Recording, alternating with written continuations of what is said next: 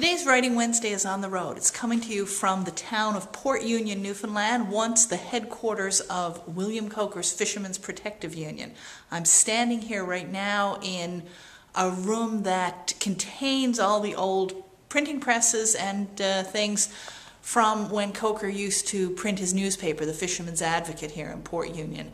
I've come here to do a little research because a chunk of the book is set in Catalina and Port Union, and although I've read a lot about the place, really wanted to see it for myself. Because I so much want you to see, I guess what you call the skyline of Port Union, built at a time when almost no Newfoundland outport would even have anything you could call a skyline. A couple of my characters lived not in Port Union, but in the adjoining town of Catalina. Catalina was a very average Newfoundland outport, but Port Union was anything but. It was the model town built by Sir William Ford Coker as the headquarters for the Fishermen's Protective Union, but so much more than that. It was meant to be a showcase of everything that could be done and built when the labor of fishermen was being used to benefit the laborers themselves and not wealthy merchants. And so Port Union had electric lighting before almost any other place in Newfoundland outside of St. John's. Port Union had a retail store with an elevator going up and down. That's the building with the towers that you see back there. Port Union had a movie theater. Port Union had its own nursing clinic.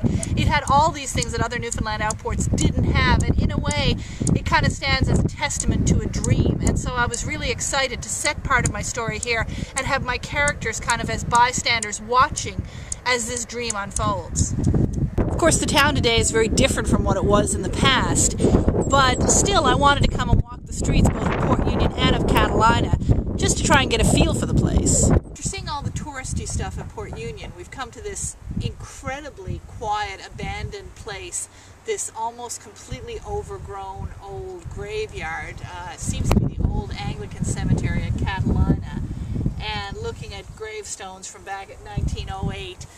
I mean, what I really am most curious about, and the only thing that's really useful to my research, is family names, because when I write about a particular community, I want to use the surnames of actual families who lived in that area so they sound right for the area. And I realize I could get that information just as easily, and probably will check it anyway, from looking up an old census online. But there's something about wandering through old graveyards, just like walking down the streets where your characters would have walked, that makes the whole thing so much more real, and I guess ironically for a graveyard makes it come to life. I mean, the basic problem of doing research for historical fiction is always, once again, the whole time travel thing. Because while you can visit places, you can't visit them in the past, and in a way books and archival material and old photographs will do a better job of showing you what life was like in the past than going to a place today. But at the same time, there's a certain kind of, geographical resonance. It's a really fancy term for something that I can't really explain, just that it feels right to walk around a place, even though Port Union today is nothing like the bustling town that it was in the heyday of the Coker era.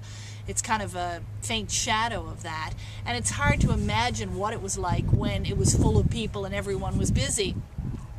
But at the same time, I don't think you could fully imagine that without ever coming here. And I found that with other books I've written as well, whether it was walking around the streets of Brooklyn for By the Rivers of Brooklyn, or walking around Coley's Point when I was working on That Forgetful Shore. Visiting places in the present day somehow helps me get a feel for what it might have been like in the past. And so I'm really glad I came to Port Union, and I had so many interesting things to say about what I saw here that I'm going to tell you a little more about it next week.